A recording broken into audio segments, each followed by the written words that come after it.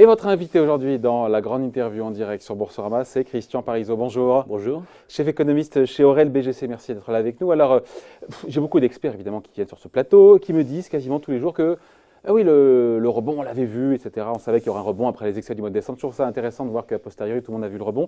Mais ils me disent aussi que globalement, le gros du rebond est fait. Hier, j'avais un expert de chez Ophi qui me disait, mais il l'a quantifié. Il m'a dit, ouais, le 2 tiers du rebond, c'est fait, il reste un petit tiers. Dans quel sens il est, l'ami Christian? Je ne m'amuserai pas à le quantifier.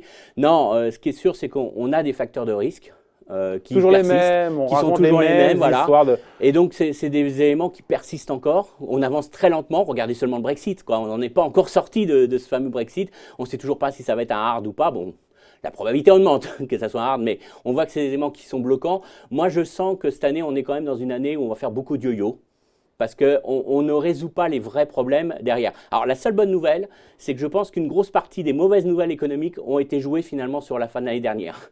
C'est-à-dire que c'est tout ce qui est ralentissement économique, tout ça, c'est largement intégré. C'est intéressant. Qu'est-ce qui est pricé par les marchés, qu'est-ce qui ne l'est pas? Donc ce qui est pricé, c'est le ralentissement qui ne sera pas donc une récession. On a un gros ralentissement un peu partout, mais rien de grave non plus. Voilà, c'est-à-dire que là, on voit les boîtes américaines qui publient, qui révisent à la baisse leurs prévisions pour les prochains trimestres, mais on voit que le marché ne surréagit pas à ça. On n'aurait pas imaginé effectivement que ça aille plus bas. Ça veut dire donc le marché... Ça veut dire que le marché a intégré en partie ces mauvaises nouvelles et ces ralentissements économiques. Donc, on peut faire une généralité vous dites beaucoup de boîtes qui font moins bien que prévu avec des... encore une fois, sur les trimestres à venir, des forecasts qui sont... Je prends l'exemple d'Apple hier. Ouais. Apple hier. On le savait déjà. On le savait, il y avait des... Oui, mais sur les prévisions d'activité, ils sont en dessous du consensus. Hein, ça n'a pas empêché l'action de monter. Alors après, il y a d'autres histoires à raconter autour d'Apple, hein, on est d'accord. Mais il y a plein de sociétés qui publient aujourd'hui des révisions à la baisse, Procter & Gamble, plein d'autres qui ont publié là, dernièrement. Et donc, c'est assez révélateur de la psychologie des marchés. Donc, les mauvaises nouvelles sur les résultats d'entreprise qui sont un peu moins bons que prévu, finalement, ne pénalisent plus les titres et les marchés. Oui, mais ça a été anticipé. On va dire que dans la baisse du niveau de PER qu'on a eu sur la fin d'année dernière, ça a intégré ces mauvaises nouvelles. Alors après, il y a des choses qu'on a du mal à intégrer dans les cours. Je vous prends un exemple, le Brexit. Vous allez me dire, le Brexit, tout le monde le sait, tout le monde est au courant. Sauf qu'on ne sait pas encore si c'est un hard ou pas. Et ce qu'on s'aperçoit finalement, regardez juste la réaction de la livre.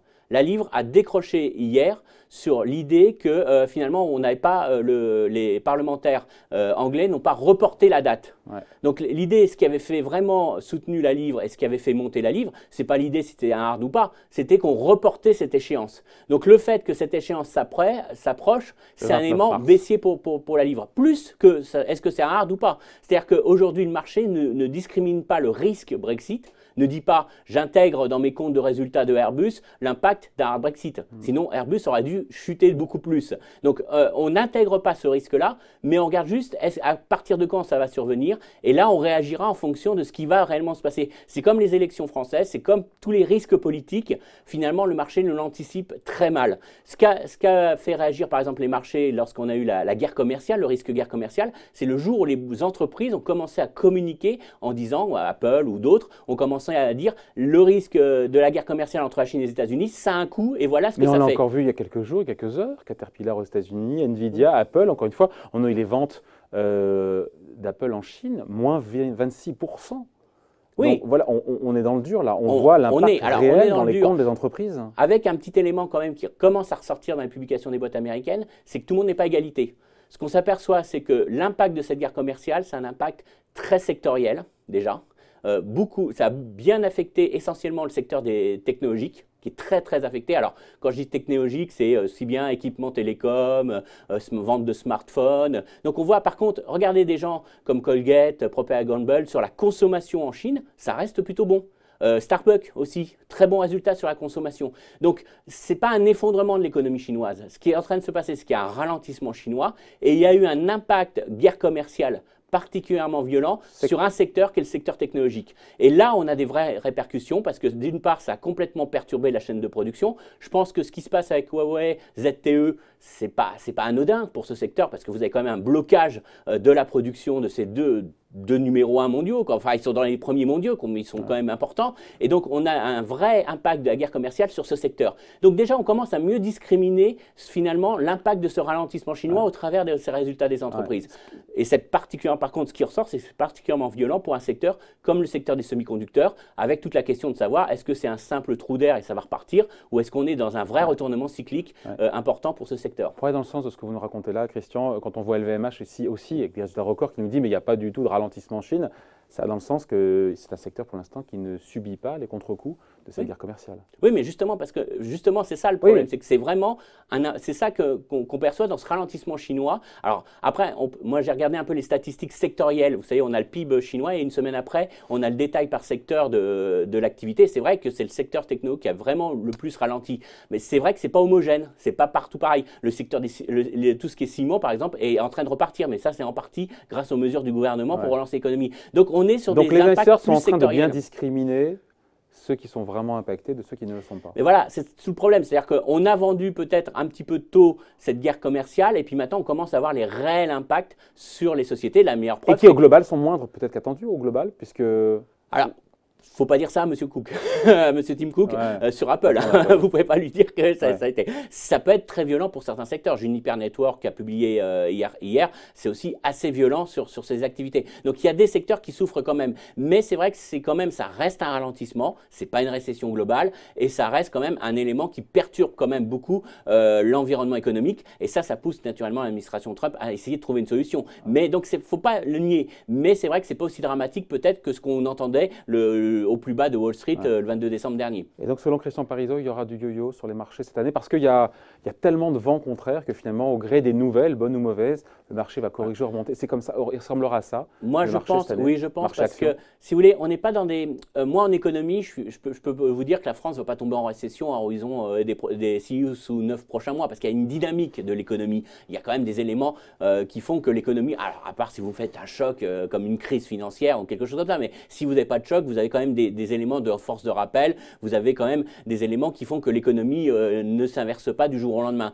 Par contre, à l'inverse, on est sur des risques politiques qui, eux peuvent évoluer très vite. Un tweet de Trump qui relancerait la guerre commerciale avec l'Europe, il s'est dit, j'en ai fini avec la Chine. Admettons, cette semaine, tout va bien, il se serre la main avec la Chine, tout va très très bien. Et puis derrière, il fait un tweet en disant, il réattaque l'Europe, en disant, voilà, le secteur automobile, c'est pas bien, on va s'occuper des Européens maintenant. Et on voit que l'impact sur le secteur automobile peut être particulièrement violent, notamment pour l'Allemagne. Donc attention, c'est des choses qu'on ne maîtrise pas et c'est surtout des chocs. Et on commence à voir quand même, on s'est aperçu avec l'histoire de cette crise entre la Chine et les États-Unis, que ça a quand même des impacts très lourds pour les entreprises, pour la chaîne de valeur, pour la chaîne de distribution et ça pénalise réellement la production et l'organisation internationale de la production. Qu'est-ce qui est encore mal pricé par les marchés? On voit que tout ce que nous dit la Fed, on attend encore ce qu'elle va nous dire entre aujourd'hui, ce soir, mais c'est relativement, a priori, bien balisé qu'elle allait lever le pied. A priori, on devrait avoir un accord à minima, c'est ce qu'ils se disent, c'est ce qu'a pricé le marché, en tout cas, entre Trump et la Chine. Qu'est-ce qui ne l'est pas encore aujourd'hui? Il y a les élections européennes. Si vraiment il y avait une poussée des populistes, encore je ne suis même pas sûr que… Il y a l'aspect risque politique. Parce que ce n'est pas le Parlement qui décide non plus. Il faut voir, c'est que les risques politiques, pour moi, c'est des incertitudes, ce n'est pas des risques. Dans le sens qu'une incertitude, vous ne pouvez pas mettre une probabilité de réalisation. C'est binaire, c'est 0 ou 1. Voilà. Donc on a du mal à les intégrer dans nos scénarios. Je ne peux pas vous dire, mettez un peu moins de 10% ici, un peu plus de 10% ici, sur un risque politique. Il se réalise ou pas. Donc il y a tout ce qui est risque politique, on a du mal à les estimer. Et ça nous polluer encore toute cette année. Et donc ça fait surréagir les marchés à court terme. Même si on se dit qu'il y a quand même des épisodes qui vont se clore. La guerre commerciale devrait se clore. Le Brexit aussi, enfin on dit ça. Et puis Voilà, alors le Brexit, on va attendre. Est-ce que c'est un hard ou pas? Si c'est un hard Brexit, ce qui semble le plus probable aujourd'hui, on peut avoir une réaction très violente à court terme du marché là-dessus. C'est pas ce qui est pricé par les marchés aujourd'hui. Alors non, parce que le marché n'intègre pas ce risque, parce qu'encore une fois, on intègre, est-ce que la date va être repoussée ou pas? Si c'est repoussé, ça nous laisse du temps, donc on a le marché qui est plutôt acheteur sur cette thématique-là, mais on ne peut pas dire que le marché aujourd'hui, vous avez mis 10% d'actions en moins dans votre portefeuille parce qu'il y a un risque de hard Brexit. Tout le monde nous dit le Brexit, dès le départ, ça fera chuter les marchés, ce sera une catastrophe. On n'a rien vu jusqu'à présent. Non, parce que encore une fois, il faut que ça se réalise. Au moment qu'on commence à avoir des évaluations d'un réel impact derrière. Et là, pour l'instant, on n'a pas d'estimation. Donc, il y a ces éléments politiques qu'on a du mal à mesurer. Puis après, il y a toujours la possibilité d'avoir un scénario qui nous surprend, un scénario économique qui nous surprend. Pour moi, un des scénarios aujourd'hui qui est peut-être le moins anticipé, ce n'est pas celui que je privilégie naturellement, mais un qui est le moins anticipé aujourd'hui par les marchés, surtout après l'année 2018 qu'on a connue, c'est un retour de l'inflation, par exemple. Et ça, ça poserait un vrai problème pour les marchés et pour M. Powell ce soir, par exemple. Avec un ralentissement économique, avec un pétrole qui est à 60 $, voilà, j'ai du mal à vous suivre sur on est d'accord. poussée d'inflation. Hein. Mais sauf qu'aux États-Unis, vous avez quand même des salaires qui progressent assez rapidement. Je vous prends juste un petit chiffre. Le salaire horaire dans la distribution, en glissement sur un an, c'est plus 5% sur un an. Dans la distribution. Dans la distribution, mais il y a une raison. Il y a un effet Amazon qui a remonté les salaires minimum, il y a une remontée. Je vous dis pas que c'est tant mieux pour la consommation. Oui, tant mieux pour la consommation. Mais si vous voulez, il y a quand même un vrai choc pour un secteur qui a absorbé jusqu'à maintenant toutes les tensions inflationnistes. C'est-à-dire que tout au long de 2018, le secteur, vous le voyez maintenant avec des faillites qui commencent à apparaître dans la distribution aux États-Unis, tout ce secteur a subi des fortes hausses de coûts, mais ne l'a pas répercuté dans ses prix de vente. Donc ça veut dire que les marges ont été sous pression pour un secteur et donc finalement le consommateur n'a pas été pénalisé par les hausses de pression inflationniste. Toute la question aujourd'hui, c'est de dire les coûts continuent de monter, est-ce qu'aujourd'hui des Amazon, etc. ne seront pas tentés quand même d'essayer de maintenir leur marge et d'améliorer leur marge. Donc c'est une vraie question. Je vous prends un exemple, alors je reste sur mon Amazon. Amazon Web Services, c'est vous savez la partie cloud d'Amazon qui génère énormément de cash, mais on voit qu'on a eu beaucoup de retours. On a eu Intel, on a eu hier soir Juniper Networks, on a pas mal d'entreprises qui nous disent qu'il y a un ralentissement dans le cloud. Donc, si véritablement. Dans le cloud. Dans le cloud, oui, excusez-moi.